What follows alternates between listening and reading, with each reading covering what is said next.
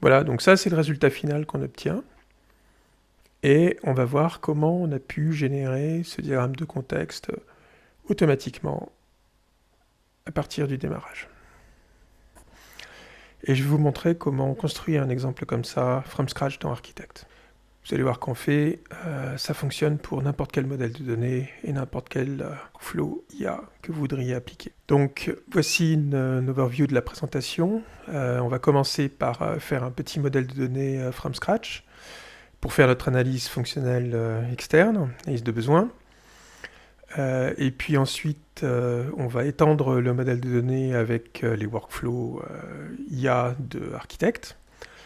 Et à partir de là, on va définir un workflow pour créer automatiquement une analyse de besoin, une analyse fonctionnelle externe.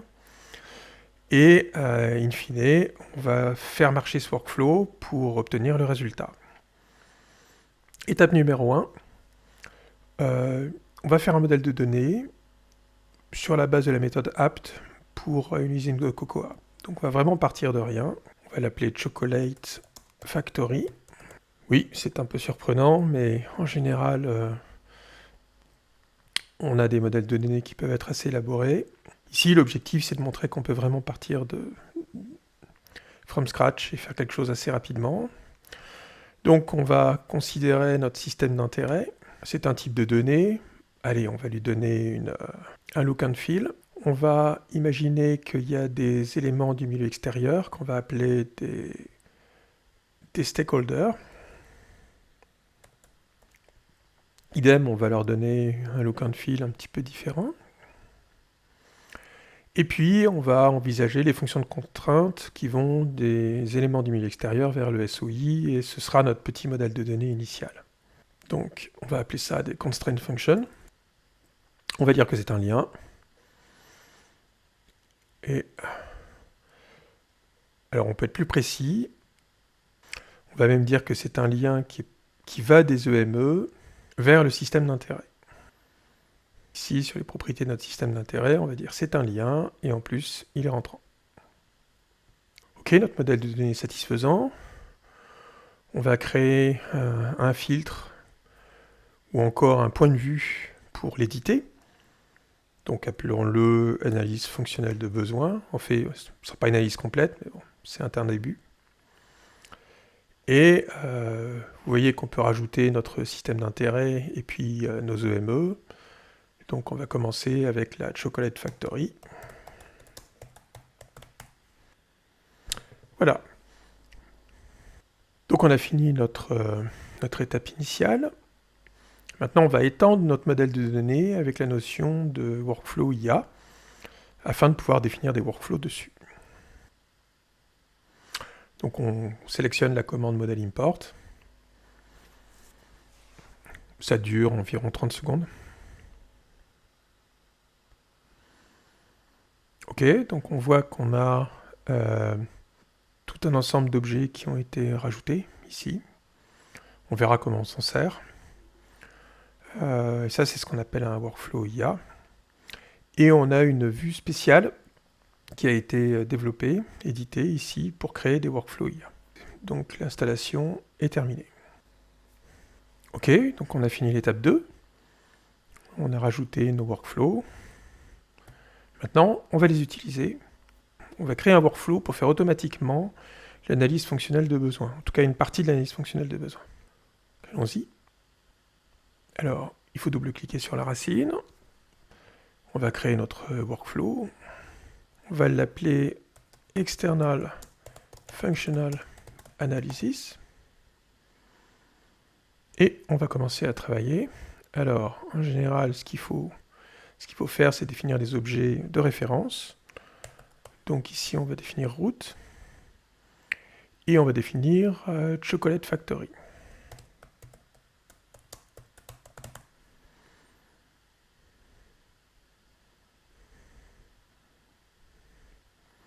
Alors, je vérifie juste que tout est bon. Très bien.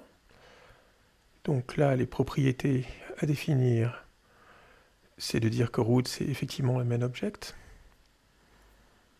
La vue s'appelle AFB. le nom de l'objet, c'est root ici. Et c'est une référence. C'est un objet qui existe dans le modèle. C'est la racine du projet, en fait, ici. Chocolate Factory, c'est pareil. La vue de référence, c'est AFB, toujours. Ce sera bien une référence. Son nom, c'est Chocolate Factory, parce qu'en fait, le nom qu'on a là, c'est le nom de l'objet dans le workflow, mais on met ce qu'on veut.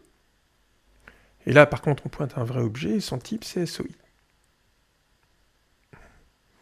Donc le fait que root soit main, ça veut dire que ce sera une référence pour rajouter des objets. On n'a pas besoin de définir un type pour root, parce qu'implicitement, c'est root. Bien, on va commencer à faire nos prompts maintenant. On commence par mettre une première question. Donc, identifier les EME. Donc, identify stakeholders. Alors, quand on crée un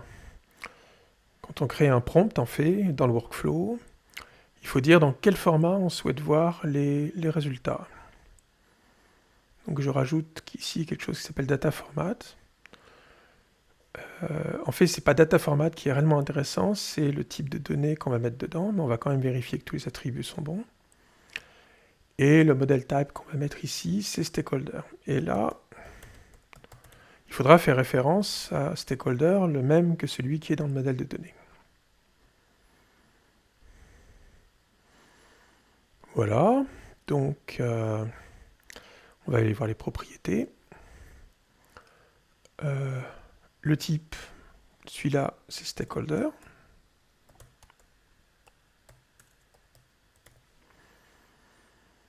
La description est importante. Alors pour faire la description, on va se faire aider, de ChatGPT. Ok. Je veux utiliser apt method.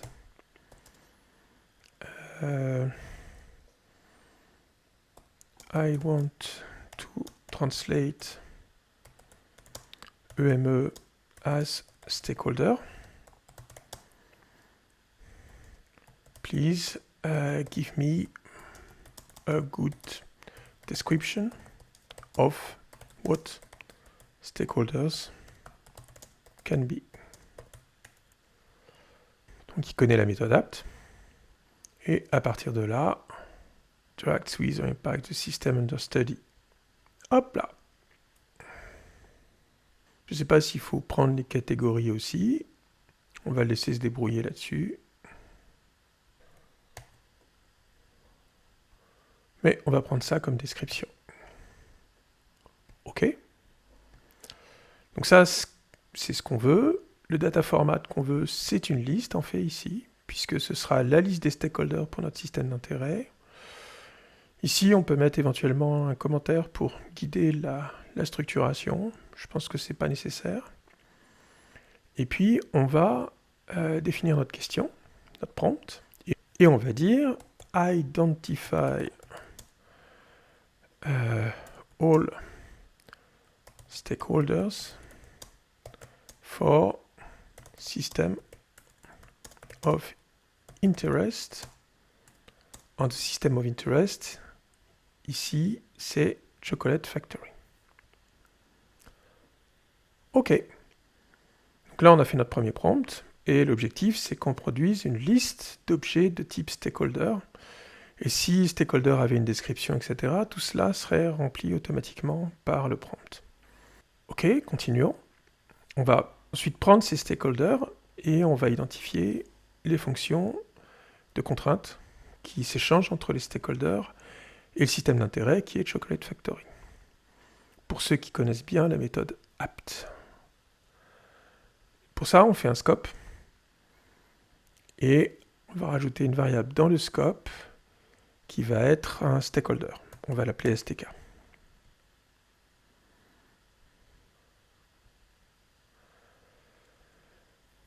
Alors, d'ailleurs, la première chose qu'on fera, ça va sans doute être de créer l'objet stakeholder.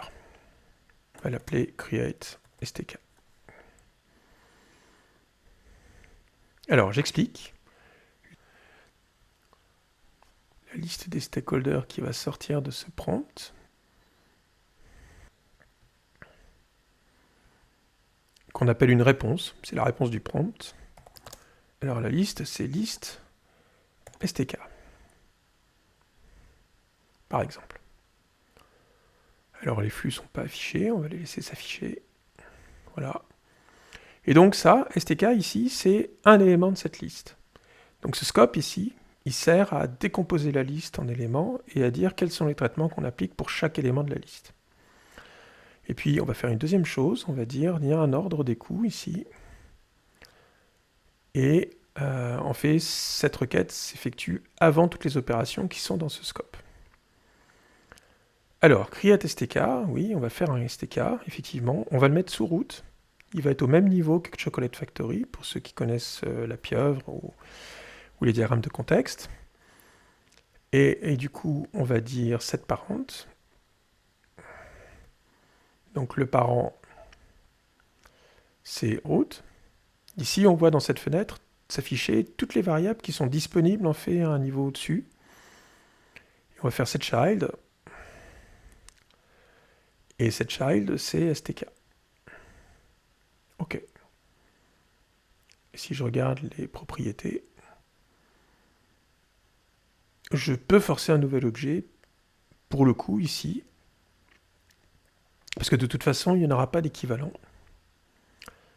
Et le lien que je vais avoir, ce sera un lien hiérarchique, simple. OK. Donc j'ai créé mon stakeholder. Et une fois que j'ai créé mon stakeholder, je vais analyser pour chaque stakeholder quelles sont les fonctions de contrainte. Donc je vais faire une nouvelle requête. Un nouveau prompt. Et ça va être define constraint functions for STK.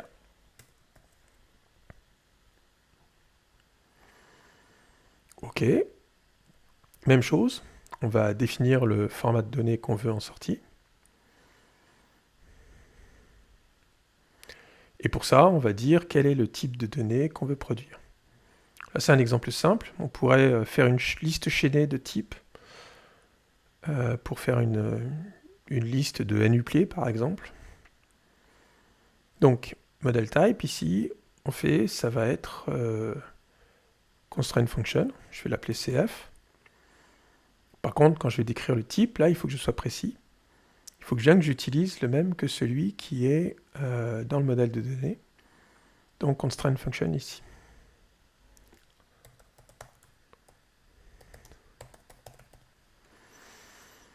OK. Ah, c'est intéressant parce que, pareil, je dois décrire ce que c'est que les fonctions de contrainte. Donc, je vais redemander à ChatGPT un petit coup de main. OK. Maintenant, puis j'ai posé la question en anglais ou en français. OK. Now, I have constraint functions flows from stakeholders to SOE, System of Interest, corresponding to fonction de contrainte in apt method. Also, I expect to have only two kinds of constraint functions, namely respect and resist, describing the link between a given stakeholder and the related SOE. Can you give me definition of constraint functions? Yeah.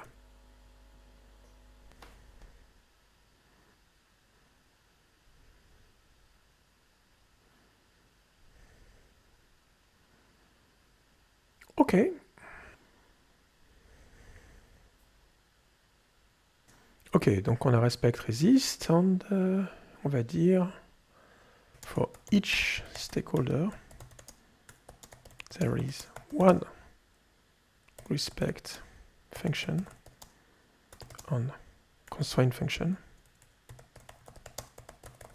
on one resist constraint function from stakeholder to SOE. Okay, so now we have a definition. format is again a list. Le format, c'est une liste parce qu'on peut avoir deux éléments. Il faut quand même qu'on travaille un petit peu maintenant. Il faut qu'on définisse le prompt.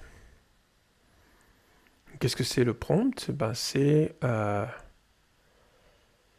identify constraint functions from STK. Alors, STK, en fait, c'est bien une variable. On va la sélectionner. To SOI. Et c'est pareil, le SOI, c'est Chocolate Factory ici. OK. Donc là, on est content. Et il se trouve qu'on va encore travailler parce que le sorti de ça, c'est une liste. En fait, on va mettre un scope dans le scope. Ici.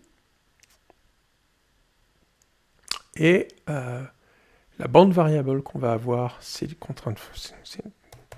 fonction de contrainte. Et cette fonction de contrainte, en fait, elle sera déterminée par un flux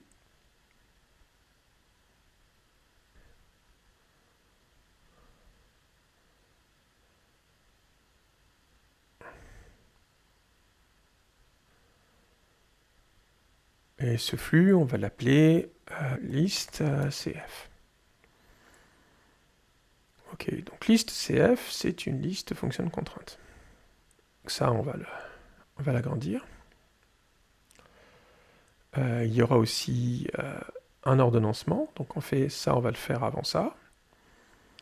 Et la définition du STK, on va la faire aussi avant de l'utiliser dans notre prompt. On aurait pu essayer de déterminer l'ordonnancement de manière un peu automatique, mais on ne l'a pas fait.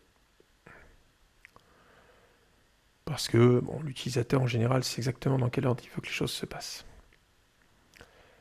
Et ici, en fait, qu'est-ce qu'on va faire? Eh bien, on va faire deux link objects. On create f under stakeholder. Et on va faire une deuxième opération qui va être create cf under SOI. OK. Alors, on a quand même une petite contrainte d'ordonnancement. On ne fait pas les choses dans n'importe quel ordre. Donc, le parent ici, ça va être STK, c'est-à-dire c'est l'objet qui a été créé ici. C'est STK. Le child ici, c'est child, c'est CF. La fonction de contrainte. OK. Et ce qu'on va dire, c'est qu'en fait, c'est une production. Donc, le lien, c'est de type output. On n'est pas obligé de mettre confort 5 un nouvel objet, mais de toute façon, on va le créer. Il est nouveau. Et ici, en fait, on va rajouter comme parent le SOI. Et le SOI, c'est Chocolate Factory. On va rajouter comme enfant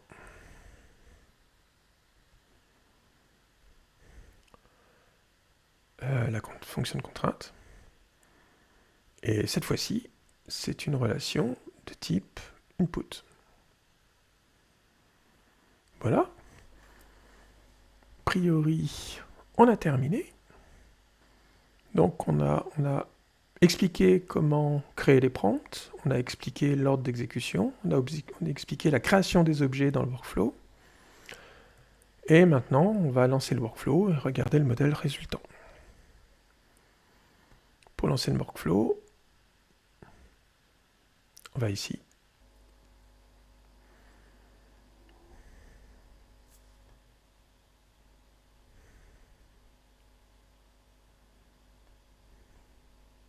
OK, donc voici le modèle qui a été généré. On voit l'ensemble des éléments. Donc si je veux voir Chocolate Factory, que je fais un Relation Block Diagram. OK. Bon, on a visiblement beaucoup contraint. Mais bon, il nous a fait des fonctions de contrainte, respecte et résiste entre toutes nos parties prenantes.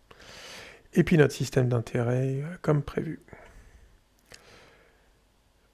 Si on souhaite aller beaucoup plus loin, en fait, il faudrait caractériser plus précisément comment définir ces choses-là dans les prompts et dans la définition des types de données. Voilà, on a vu comment on pouvait créer un workflow, créer l'ensemble des objets qui nous intéressent, ici une analyse externe, tant finalement de rien. Pour résumer, c'était quand même assez simple, c'est-à-dire qu'on a défini notre workflow très rapidement. On a pu définir notre modèle de données et tout ce qu'on a fait est complètement indépendant du modèle de données qu'on choisit. Donc en fait, ça peut s'adapter vraiment à n'importe quel type de structuration d'information. On voit que les workflows IA sont partie du modèle, c'est-à-dire que ce sont eux-mêmes des modèles, pour imaginer qu'on automatise leur réalisation pour certaines choses. Et puis ensuite, on voit qu'en termes de productivité, on va être capable d'enrichir notre modèle extrêmement rapidement avec ces notions de workflow. Donc là, c'était une présentation de la partie, je dirais, expansive, qui permet de définir des objets, d'aller chercher des informations sur Internet pour les intégrer dans les modèles.